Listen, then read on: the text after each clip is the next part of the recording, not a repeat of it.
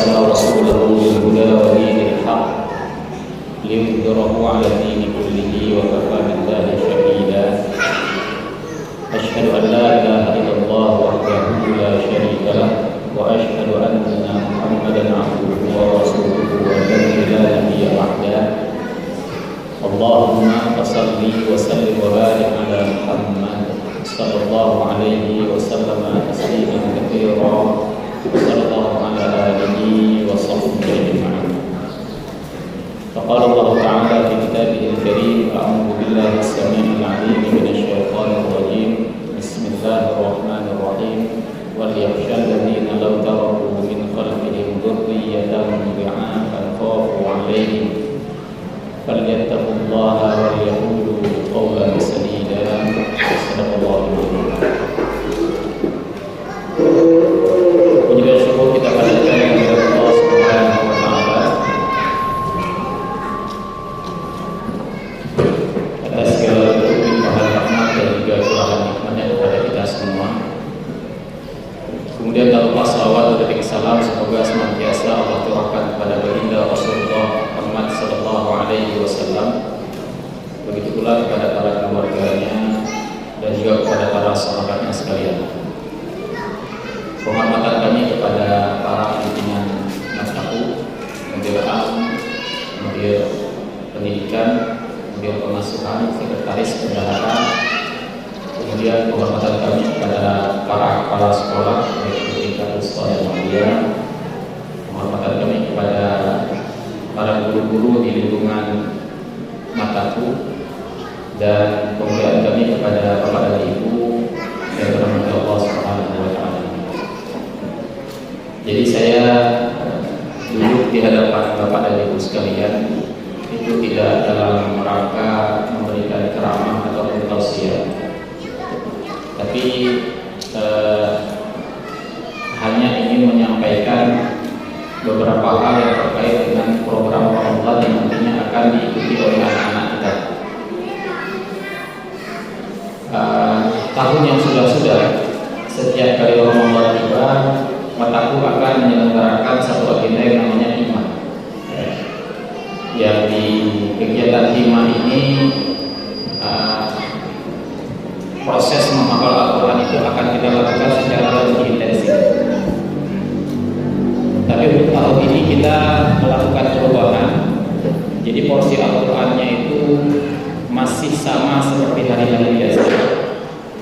Sama di sini dalam artian waktu yang diberikan kepada mereka untuk mengejar target-target mereka selama mereka menuntut ilmu di mata kuliah ini tidak mengalami perubahan bila dibandingkan dengan hari-hari yang lain.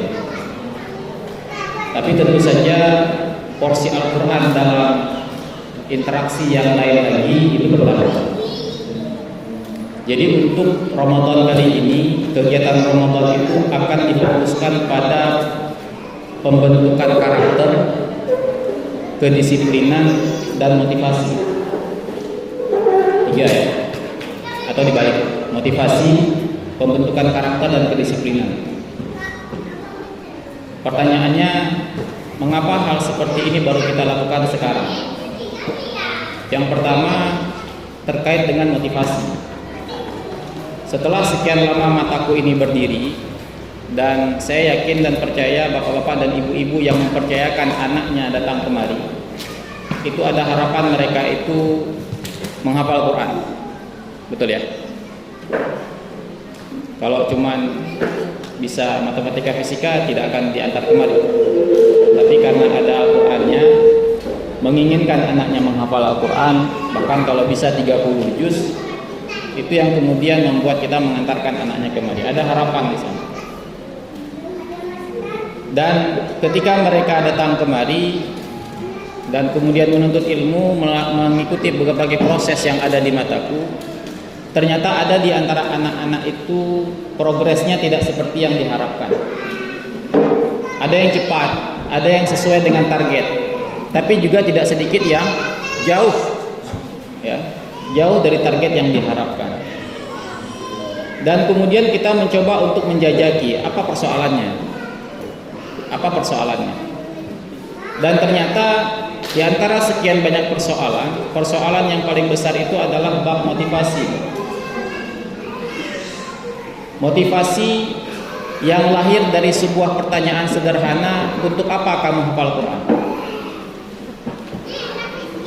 Apa harapan yang kamu dapatkan dari menghafal Al-Quran? Kalau jawabannya hanya sekedar mendapat pahala, semua kita bisa jawab. Tapi masalahnya, seberapa besar menghafal Al-Quran itu menjadi obsesi bagi mereka. Nah, kalau menjadi obsesi, tentu saja jawabannya tidak hanya dua kata tadi itu, mengharapkan pahala. Kita juga sama kan? Kita tahu pahala sholat duha, pahala sholat tahajud, pahala sedekah. Untuk apa dapat pahala? Tapi ada yang kemudian di antara kita itu begitu disiplin melaksanakan sholat duha. Ada yang bolong-bolong, ada yang tidak sama sekali melaksanakan sholat duha. Kenapa dia bisa begitu menjaga kedisiplinannya, menjaga sholat duha? Tidak hanya sekedar ingin dapat pahala, tapi sudah terobsesi. Terobsesi, beda ya. Itu ada kendaraan roda 4 aneka macam merek. Saya ambil saja yang saya lihat tadi paling mewah, Pajero lah. Nggak semua kita punya Pajero. Kalau saya tanya mau dikasih mau punya Pajero nggak? Mau punya mobil Pajero nggak? Semua orang mengatakan mau. Mau jadi orang kaya nggak? Semua orang mengatakan mau. Nggak ada yang mengatakan nggak mau jadi orang kaya. Mau masuk surga nggak? Mau. Bodoh sekali orang mengatakan mau masuk neraka. Orang kafir pun kalau ditanya mau masuk surga atau neraka, mereka mau masuk surga. Nah, tapi ketika ditanya mau Pajero, mau kaya, mau masuk surga dan kesenangan lainnya, ada orang yang berhenti di sebatas keinginan, mau aja. Tapi disuruh bekerja keras supaya bisa mendapatkan uang, membelikan sesuatu yang dia inginkan, atunya. Bedah covid loh, Cid. Tapi kalau dibilang mau kaya, mau. Itu yang membedakan antara sesuatu yang hanya sekedar keinginan dan obsesi. Nah, anak-anak kita hadir di sini, kita jajaki itu ada sebagian dari mereka itu punya masalah dimotivasi, sehingga mereka tidak bisa menjawab untuk apa sebenarnya mereka kemari. Dan bahkan ada yang mereka datang kemari memenuhi keinginan orang tua. Orang tuanya yang pengen kali, anaknya sih enggak. Orang tuanya yang ngebet sekali, anaknya enggak. Sehingga menjadi persoalan di kemudian hari. Mereka hadir di sini, tapi pikiran mereka entah kemana. Mereka datang kemari, tapi yang mereka rasakan seperti penjara. Mereka tetap di sini, iya tetap di sini. Hari-harinya di sini, iya hari-harinya di sini. Tapi progres mereka jauh dari harapan. Nah, oleh karena itu kita berharap kita melakukan kegiatan di bulan Ramadan kali ini itu bisa untuk meriset. Untuk apa kamu kemari? Begitu juga orang tua, semoga juga bisa mereset. Untuk apa bapak dan ibu sekalian punya anak hafal Quran? Itu apa? Itu pertanyaan mendasar, tapi itu sangat penting. Pertanyaan mendasar tapi sangat penting. Itu yang akan menentukan nanti kita berikhtiar mengantarkan anak kita kemari, dan kemudian anak kita melalui proses pendidikan di sini, hasilnya itu keridhaan Allah atau bukan. Karena sudah menjadi rahasia umum pada hari ini dan kita semua bisa mengakuinya. Sekolah mana hari ini yang tidak ada label tahfiz Quran? Semua banyak. 10-20 tahun yang lalu ketika saya SD SMP, itu bisa dibilang nyaris tidak ada lembaga pendidikan hafal Quran kontennya. Nggak ada. Mungkin bapak-bapak yang lahir tahun 60-an lebih parah lagi. Ada SD, ada hafal Quran. Nggak ada.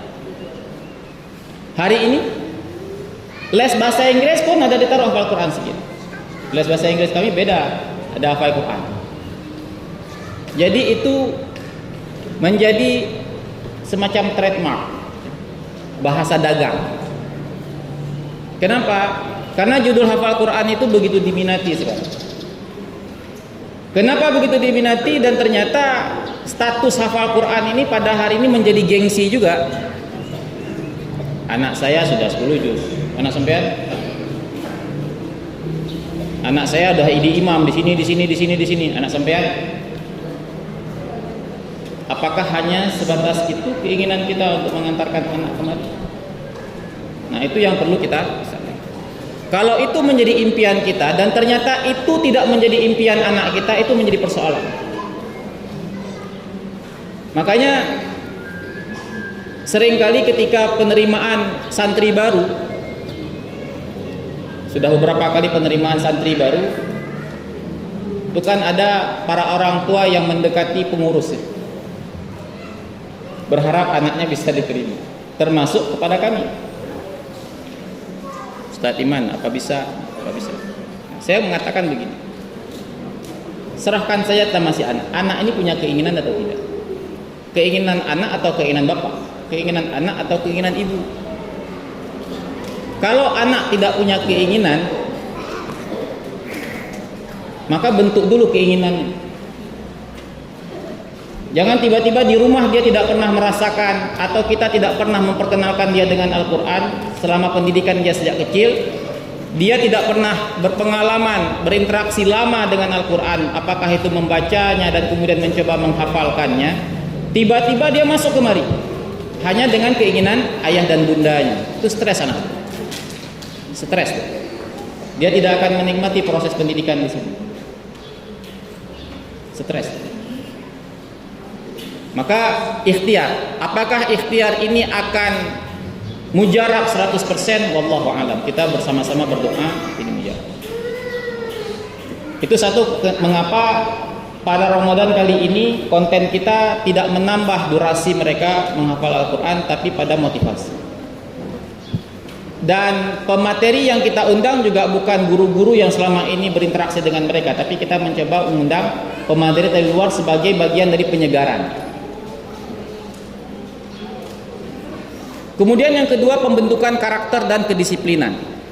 Kenapa baru sekarang?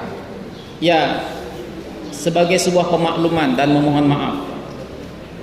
Karena mataku ini masih seumur jagung dan proses sarana prasarananya, progresnya tidak cepat. Maka memang ada perkara-perkara yang terkait dengan kedisiplinan tidak bisa kita lakukan secara langsung. Itu jangan sampai seperti di kota kita, ya Los Mawe, dilarang buang sampah, tong sampah nggak ada.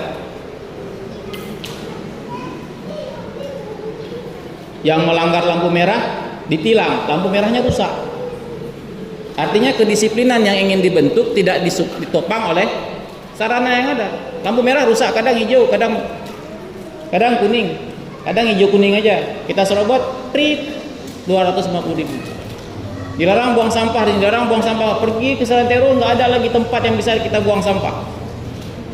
Akhirnya buang sampah di pinggir jalan, kena hukuman. Jadi nggak ada korelasi antara hukuman dengan sarana yang ada. Ya begitu juga kalau kita melihat proses hukuman-hukuman, sanksi yang diberikan di dalam agama ini. Apakah sanksi terkait dengan khamar, ya, judi dan lain sebagainya langsung ada di tahun pertama Rasulullah berdakwah? Kan tidak juga, ada proses. Nah, seiring dengan bertambahnya santri, kemudian juga bertambahnya sarana dan prasarana dan lain sebagainya, maka persoalan juga bertambah. Susah kita bandingkan kondisi anak-anak dengan dulu ketika masih di Hagu Tengah, bukan di Arun. Awal sekali dulu di Hagu Tengah. Mungkin masih ada nggak kira-kira orang tua yang merasakan anaknya di Hagu Tengah? Kelas 7 ya? Hagu Tengah itu kelasnya kalau nggak salah cuma 3. Kamar mandinya tuh di atas parit. Dindingnya seng semua, dinding seng. Yang nggak seng cuma WC-nya aja, yang lain seng. Belajarnya di mana? Di bawah pohon, di atas rumput. Taklim seperti ini parenting di mana? Itu di bawah spanduk, Pak. Kalau ini udah ada tiang nih, keren tiangnya. Berapa tiangnya? Kalau dulu tiangnya cuma satu, pohon bambu di tengah itu. Saking lamanya pohon bambu itu berdiri, tumbuh dia, keluar daunnya. Kemudian ada spanduk.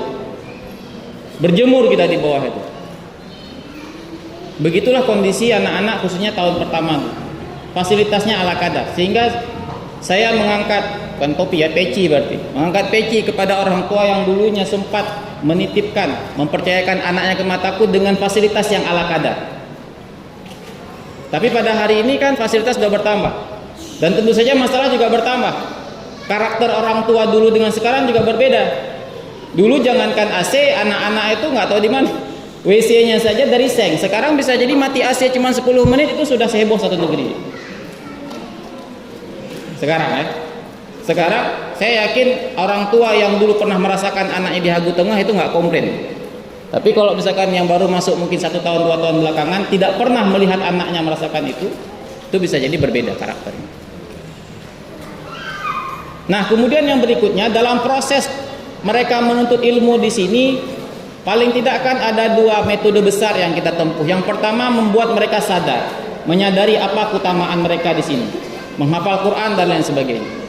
Tapi penyadaran itu juga bisa jadi tidak cukup bagi sebagian anak-anak. Kita pada hari ini tidak berbuat zina, itu bisa jadi karena takut akan dosa. Yang dosa itu sifatnya abstrak, babnya keimanan.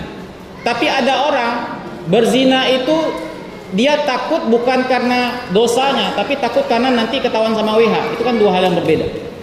Ada hukuman di dunia yang ditempuh supaya menimbulkan rasa takut mereka. Nah, begitu juga di mataku ini ada penyadaran, pendampingan agar mereka tetap bersemangat menghafal Quran dan lain sebagainya. Tapi juga kita perlu mensupport, mendukung semua itu dengan aturan-aturan. Nah, aturan-aturan itu sebagian nanti akan mulai kita berlakukan pasca kegiatan selama 20 hari ini. Nah, karena ini kita kondisikan di awal, maka mohon maaf kepada Bapak dan Ibu, suasana programnya bisa jadi ala-ala 1/8 militer, begitu. Nggak semi ya, 1/8. Kenapa? Ya ada hukuman, ada punishment dan lain sebagainya selama mereka hadir di sini. Tingkat kedisiplinnya akan kita naikkan dosisnya. Apakah dulu tidak disiplin? Ada pada beberapa hal. Contohnya ya proses mereka mengikuti halaqah Al-Quran, sholat berjamaah, itu kita kondisikan kedisiplinan itu. Tapi untuk hal yang lain, makan, keluar dari asrama, jajan dan lain sebagainya itu kan belum optimal. Nah, sehingga nanti ada punishment dan lain sebagainya. Nah, kenapa saya perlu menyampaikan ini kepada Bapak dan Ibu sekalian? Karena pada hari ini kita berhadapan dengan orang tua zaman now. Orang tua zaman now. Siapa orang tua zaman now itu? Orang tua yang rata-rata kelahirannya itu akhir 60-an, 70-an sampai dengan 80-an awal. Salah satunya saya. Saya orang tua zaman now juga. Semoga ketika pada hari saya berbicara di sini sebagai orang tua zaman now juga tidak ada yang tersinggung. Karena sama-sama orang tua zaman now. Sama seperti kita mengatakan kling, dia juga kling. Sama orang hitam memanggil hitam nggak apa-apa kan? Apalagi orang yang hitam memanggil orang yang lebih cerah dikit kulitnya, nggak marah. Ini sesama orang tua zaman now, kita harus sama-sama mengevaluasi diri. Apa tabiat orang tua zaman now ini? Apakah itu di Facebook, kita ngobrol-ngobrol, kita sering membandingkan anak sekarang, anak kita maksudnya, dengan zaman kita dulu. Itu di Facebook sering kali itu, di WA juga sama. Anak zaman sekarang manja kali ya, kena pukul sedikit udah ngadu. Dulu kita roll patah, nggak ada bilang sama orang tua. Yang ngeluh siapa? Orang tua zaman now ini. Dia mengeluhkan anak sekarang itu begitu lemah mentalnya, tidak punya kemandirian dan lain sebagainya. Dia ngeluh kan, kita ngeluh kan. Tapi ketika kita ngeluh pada saat yang sama, ternyata yang membentuk mereka itu menjadi anak yang lemah kita. Kita. Misalkan laporan ya, anak saya diejek sama kawannya, udah masuk ke kuping orang tuanya, udah sibuk orang tuanya, mana anaknya? Lapor kepada kepala sekolah dan lain sebagainya, anak saya diejek. Jadi persoalan besar. Zaman kita dulu dipukul, dulu kita itu terlatih menyelesaikan masalah kita. Kita dipalak, dikompas sama orang, dipukul bahkan. Kita berusaha menyelesaikan masalah kita. Mau saya relakan uang saya atau saya berantem dengan dia. Dan saya rasakan itu. Dipukul Pak. Geser tangan uang. Saya selesaikan masalah saya. Ada saya kasih tahu ayah saya, enggak saya kasih. Sampai hari ini ayah saya meninggal, saya nggak pernah bilang saya pernah dipukul, bergeser tangan saya. Dan saya juga tertarik ketika mendengarkan wawancara dengan Ibunda Anies Baswedan. Kenal ya Anies Baswedan ya? Jadi, dan kita tahu bagaimana kapasitas Anies Baswedan. Ini bukan masalah tahun politik kok ya, tapi kita harus mengakui kapasitas beliau. Nah, diwawancara ibunya, dan ibunya mengatakan dulu ketika Anies kecil, saya pernah melihat Anies dipukul dengan beberapa kawannya. Tapi pada saat itu saya memilih untuk tidak datang kepada dia dan memarahi anak-anaknya yang lain, tapi saya pantau dia. Dan saya tidak tanya, kamu dipukul tadi ya? Kenapa saya membiarkan dia pada saat itu? Saya membiarkan dia untuk menyelesaikan masalah dia pada saat itu. Berlatih mandiri. Hari ini bukan dipukul, baru dah heboh. Anak saya. Terkait juga dengan fasilitas. Tamat SMP saya masuk modal bangsa. Modal bangsa ketika saya masuk dulu masih modal bangsa awal. Tidak ada sekolah unggul di Aceh. Dan waktu itu masih unggul. Masuknya gratis maksudnya. Sehingga tesnya ketat, maksudnya gratis. Semua gratis. Yang nggak ada zaman saya itu uang saku, sebelumnya ada uang saku. Itu sekolah elit. Memang sekolah unggul. Tapi ketika kita masuk ke situ, apakah tidak ada problem? Ada. 2 bulan masuk, pompa air rusak. Air nggak ada. Bahkan pernah pergi ke sawah, itu mandi dengan sumur yang nggak ada cincinnya. Pertanyaannya, apakah kami sebagai anak waktu itu datang kepada orang tua? Apa pula ini sekolah unggul dibilang? Ini sekolah kampung kan? Berapa lama merasakan air yang warnanya seperti Nescafe itu? 1 semester lebih Pak. Dulu jangankan HP, telepon tidak ada di sekolah itu. Telepon karena sekolahnya dulu masih di pelosok, belang bintang dulu beda dengan belang bintang sekarang. Dulu kabel telepon tidak masuk. Apakah dulu punya masalah? Anak-anak punya, sekarang juga punya masalah. Tapi pada hari ini kita begitu mengkhawatirkan anak-anak kita sampai kemudian punya alasan kasih HP buat anak. Kenapa? Kalau dia sakit nanti gimana? Kalau dia masuk angin gimana? Memang kami dulu nggak pernah masuk angin.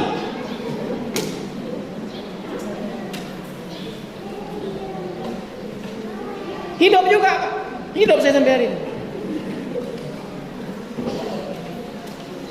Dan alasannya pun ketika dia bilang kenapa kasih HP, nanti kalau dia masuk angin, kalau dia digigit semut segala macam sakit biar saya tahu. Oke juga, tapi kenyataannya yang kami temukan iPhone masalahnya. HP itu kan bisa. Ini Pak ya, ini saling curhat kita sesama orang tua zaman. Artinya ketika pada hari ini kita mengeluh anak kita begitu lemah, itu bukan siapa-siapa yang membentuk kita, yang membentuk mereka.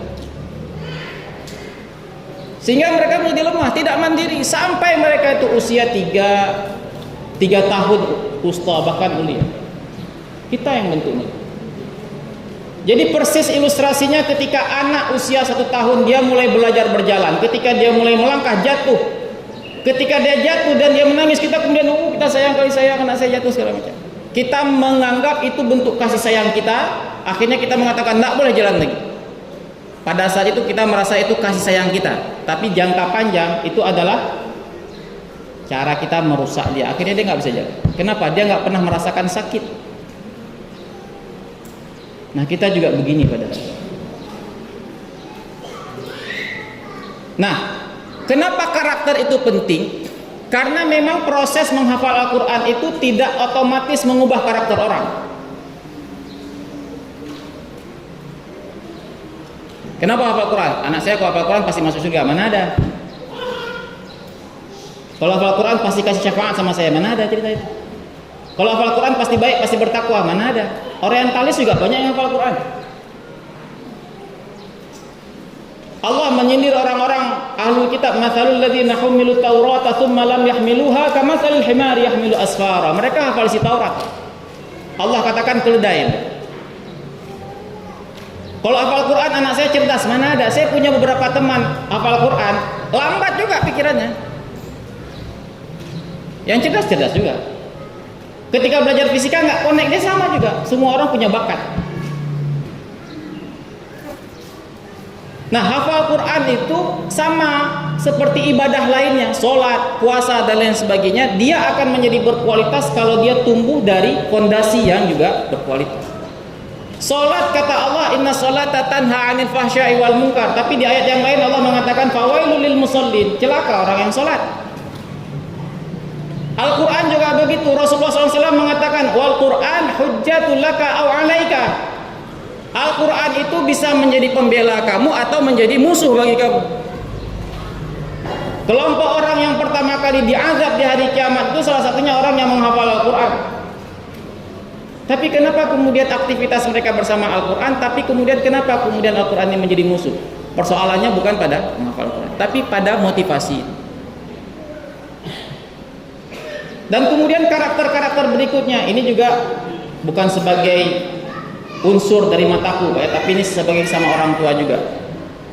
Ada curhat-curhat sesama anak yang anaknya menghafal Quran. Anak saya hafal Quran, sudah berapa? Dari 15 juz, 20 juz. Dan ini menjadi persoalan juga bagi kami pribadi. Tapi ternyata begitu sampai rumah ketika liburan, nanti bentar lagi nih Bapak jemput mereka kan, liburan. Begitu sampai rumah dengan HP, orang tuanya yang melayani dia, cuci piring dia, cuci baju dia, sampai celana dalam dia pun kita masih cuci. Dia seperti raja di rumah. Kenapa? Anak saya hafal Quran nih. Jadi birrul walidain tidak nampak dari orang yang sudah menghafal Quran 20 juz. Itu persoalan juga. Gitu ya. Jadi ada hal-hal tertentu yang dia tidak otomatis ketika dia menghafal Quran dan membaca Al-Quran. Tidak otomatis. Itulah mengapa kemudian kita perlu sertakan pendidikan di mataku ini. Ya, dalam program kali ini kita awali di program Ramadan tahun ini, itu porsi Al-Quran tidak kita tambah.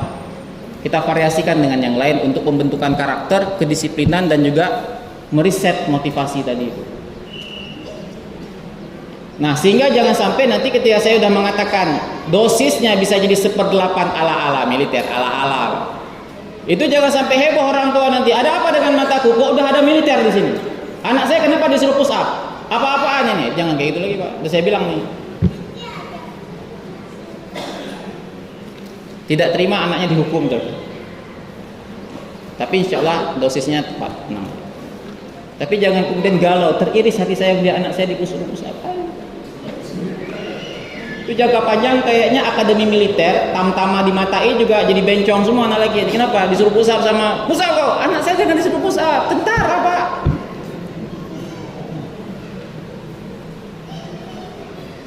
Karakter. Ya.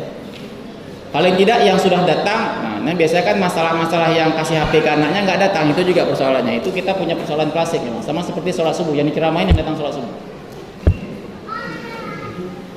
Tapi hari ini Pak, dengan kondisi seperti ini, dengan segala keterbatasan kita, itu anak-anak kita, itu tadi ya, dengan menghafal Quran juga dia perlu disertai dengan pemahaman-pemahaman di luar sana. Kita sudah menemukan anak kita itu sudah ada yang mencoba-coba menghisap rokok. Bahkan gejalanya sudah sampai candu. Itu sudah kita temukan. Jadi saya katakan ini kalau seperti ini kondisinya perlu juga kita sertakan dengan pemahaman. Karena biasanya anak-anak remaja, pengalaman kita, pengalaman saya juga waktu dulu kecil, berkenalan dengan rokok itu kan nggak langsung sedap Pak. Beda dengan kita kenalan sama es Ganevo ya, enak, warnanya menarik. Biasanya kita berkenalan dengan rokok itu kan karena ada unsur-unsur keren. Merokok oke, nggak merokok bencong. Anak mama, oh nggak terima dia merokok lah. Kalau begitu merokok udah mulai itu. Kita canda. Nah itu kemudian sabu juga begitu pada hari ini. Alah takut kali sama ustadz tuh. Nah, bencong kali. Jadi karakter-karakter melabrak aturan dan lain sebagainya, itu menjadi perilaku karakter yang bagi anak-anak yang masih labil, khususnya wusta, itu hal yang keren. Jadi kalau belum cabut nggak keren, kalau belum merokok nggak keren, kalau belum monjat pagar nggak keren. Dulu bapak kita juga, kita juga begitu tuh. Tapi sudah tobat. Nah, kita melalui anak juga kita juga begitu. Sehingga kita sebelum mereka memahami keren yang salah itu seperti apa, yang benar itu bagaimana, nah kita coba bekali. Walaupun secara reguler kita juga bekali mereka. Tapi ini sebagai bagian dari penyegaran. Itu ya Pak ya. Nah, cuman kami butuh dukungan dari Bapak dan Ibu sekalian.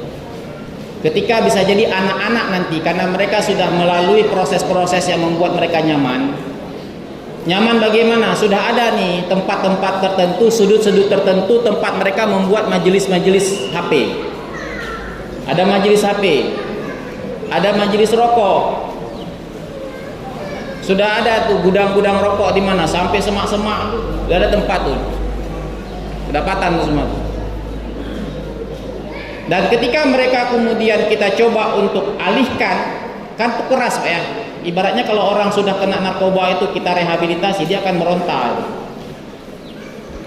Dan anak-anak kita juga ada yang sudah berani melawan ustadznya, tantang kayak gini.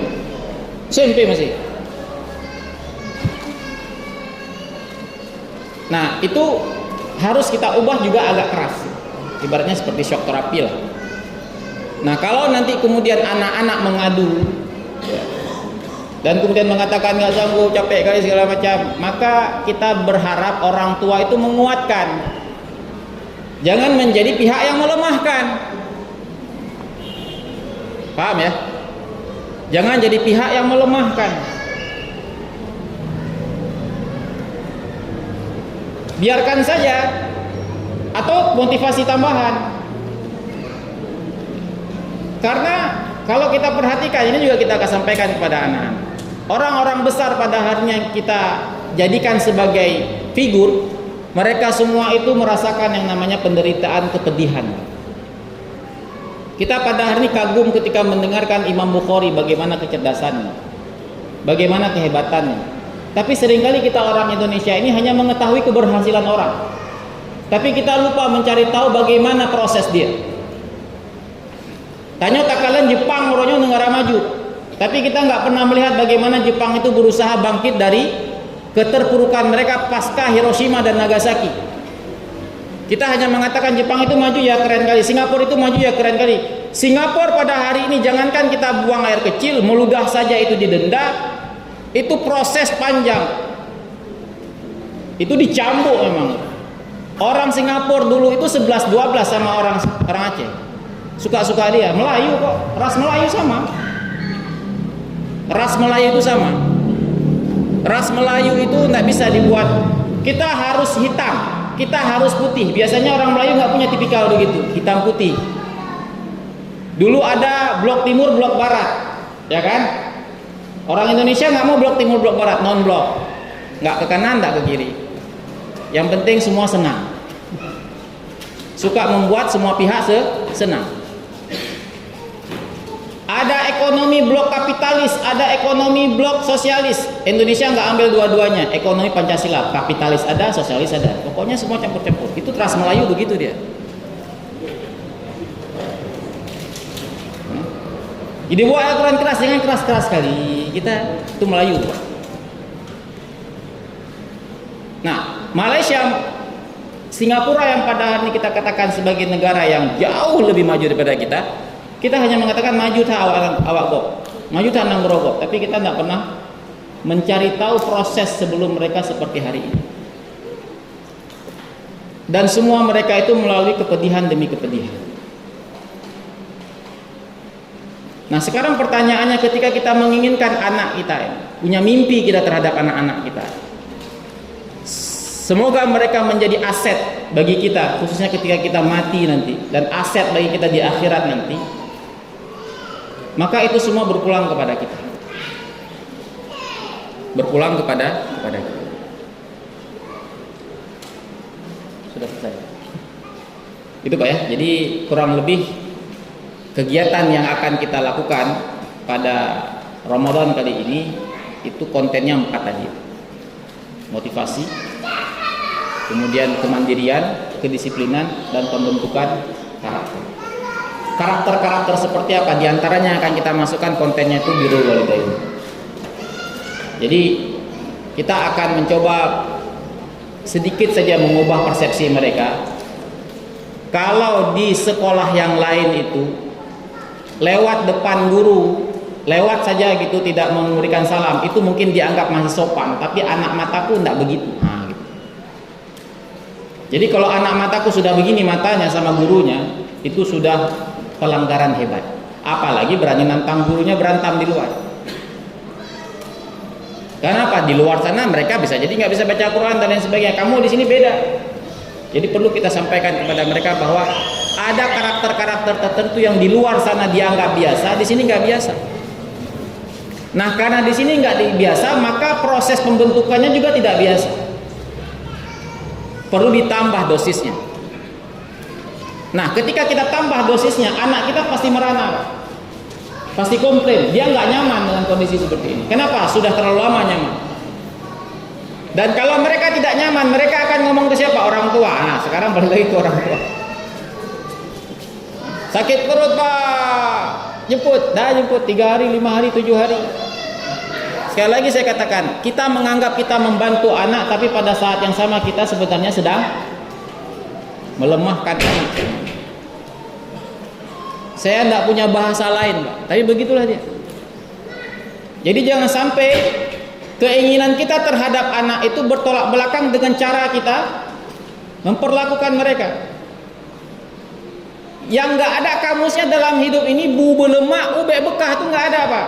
Anak saya HP saya kasih jajan suka hati dia, tapi kalau bisa hafal Quran 30 juz kayak Imam Bukhari tambah dengan hadis-hadis yang lain. Tapi kalau saya rindu saya bisa jemput dia juga, kalau dia pergi ke Susia saya bisa antar juga, tapi anak saya harus kayak Imam Bukhari. Itu nggak ada resepnya itu. Tidak ada resepnya itu. Ada resepnya Pak? Kira-kira? Nggak ada. Hidup kita saja pada hari ini nggak begitu hidup kita. Kenapa kemudian kita membentuk anak kita jauh paling kita dengan diri kita? Nggak usah dengan Imam Bukhari, nggak usah dengan Imam Syafi'i, tidak usah dengan Anies Baswedan, dengan tokoh-tokoh yang lain, nggak usah. Dengan diri kita saja.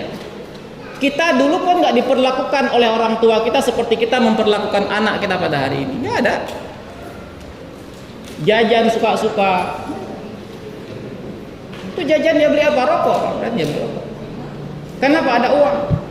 Cuman walaupun saya juga agak bingung membahasakannya, karena bisa jadi bapak-bapak yang hadir pada hari ini nggak kasih uang dan nggak kasih HP. Yang kasih HP nggak datang. Pusing nggak kita?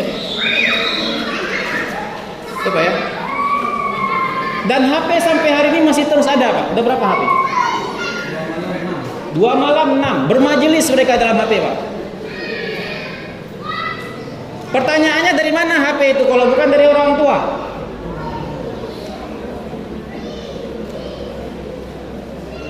Pertanyaan dari mana HP itu Pak kalau bukan dari orang tua? Bermajelis Pak. Saya melihat di video itu bermajelis mereka di sudut tuh 4 orang 5 orang. Na'udzubillah kalau kemudian anak terpapar pornografi. Hafal Quran terpapar pornografi. Siapa yang salah? Pihak sekolah. Apakah mungkin kita menyaring sebegitunya sementara Bapak kasih? Kan tidak ada kamu yang saya bilang tadi. HP saya kasih, kalau bisa iPhone terbaru, tablet juga kasih, tapi anak hafal Quran, makan yang enak. Maka kembali lagi pada diri kita sebagai orang tua, kita memilih pada hari ini. Apakah sudah benar cita-cita kita terhadap anak kita dengan cara kita memperlakukan mereka? Atau jangan-jangan pada hari ini kita sudah menjadi pelayan buat anak kita. Anak kita jadi tuan kita pada hari ini. Dengan cara apa yang mereka mau harus kita kasih. Kenapa? Karena anak nggak punya motivasi tadi. Pokoknya jangan keluar kamu nak ya dari mataku nak. Apa kamu minta apa nak? HP, nah, ambil nak. Yang penting hafal Quran. Nah, mau apa nak? Duit 100 ribu. Nah, ambil. Yang penting jangan keluar ya nak ya. Di luar ngeri dah hutan rimba. Sama saja Bu. Kalau ibu kasih anak, bapak kasih anak kemari, tapi tetap memberikan yang tadi itu, ini hutan rimba juga ini. Di sini juga mereka bisa kena sabu, Pak. Terus saya katakan. Di sini juga mereka bisa kena rokok, betul kan Ustaz?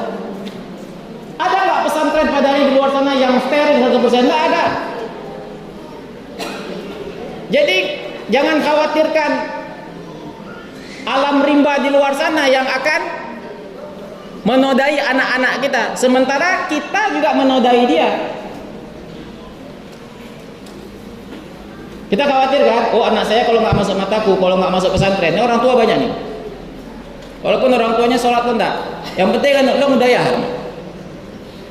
Dah, kenapa takut dia dengan lingkungan di luar yang begitu mengerikan menurut dia?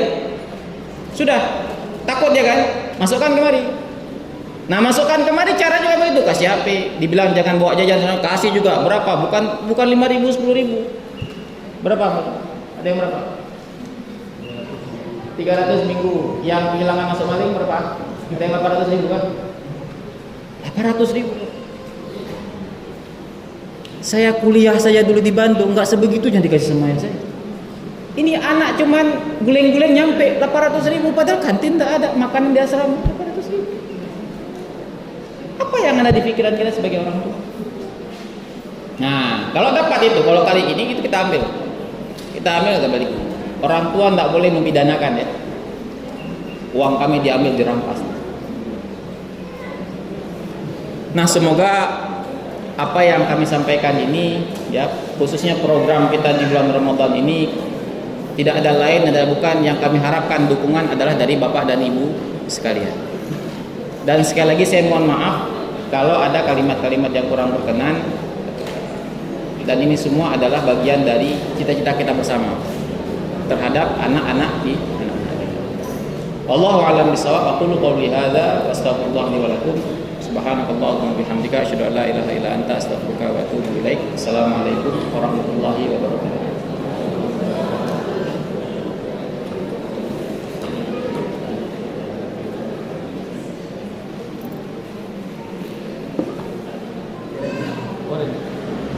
Pada Ibu Bapak, apakah ada pertanyaan?